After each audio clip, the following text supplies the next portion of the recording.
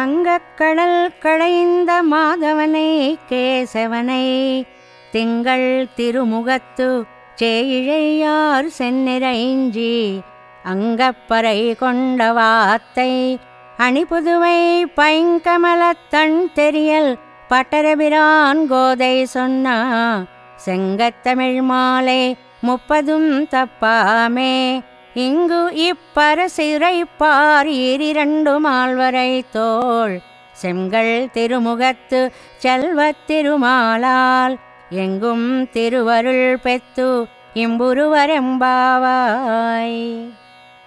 గోదాదేవి ఆనాడు గోపికలాచరించిన వ్రతాన్ని తాను అనుకరించి గోపికలు శ్రీకృష్ణుని భర్తగా పొందినట్లే తాను శ్రీరంగనాథుని భర్తగా పొందింది. గోదా శ్రీరంగనాథుల కళ్యాణం జరిగిన పవిత్రమైన రోజు భోగి పండుగగా రూపుదాల్చింది. ఈ వ్రత ఫలితాన్ని ఆండాళ్ తల్లి చివరి పాసురంలో ఇలా అనుగ్రహించింది. ఓడలతో నిండిన క్షీర సముద్రాన్ని మధింపచేసి లక్ష్మీదేవిని పొందిన మాధవుడు బ్రహ్మ రుద్రాదులకు కూడా నిర్వాహకుడు. ఆనాడు రేపల్లెలో గోపికలు సర్వాలంకరణ భూషితలై స్వామికి మంగళం పాడి లోకం కోసం పరా అనే వాద్యాన్ని, తమ కోసం భగవద్దాస్యాన్ని కోరి సాధించారు.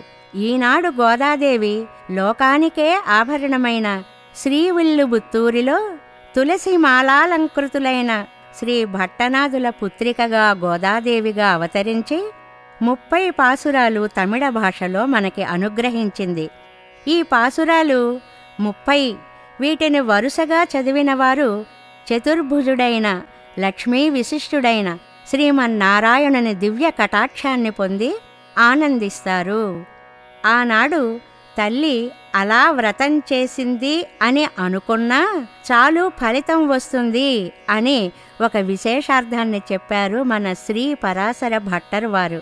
అందువలన అందరం ఈ తిరుప్పావై వ్రతం చేద్దాం, స్వామి కటాక్షం పొందుదాం.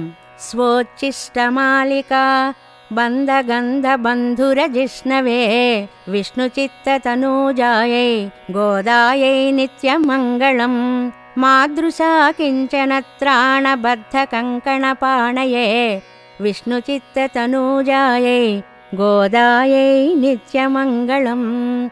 సర్వం శ్రీకృష్ణార్పణమస్తు.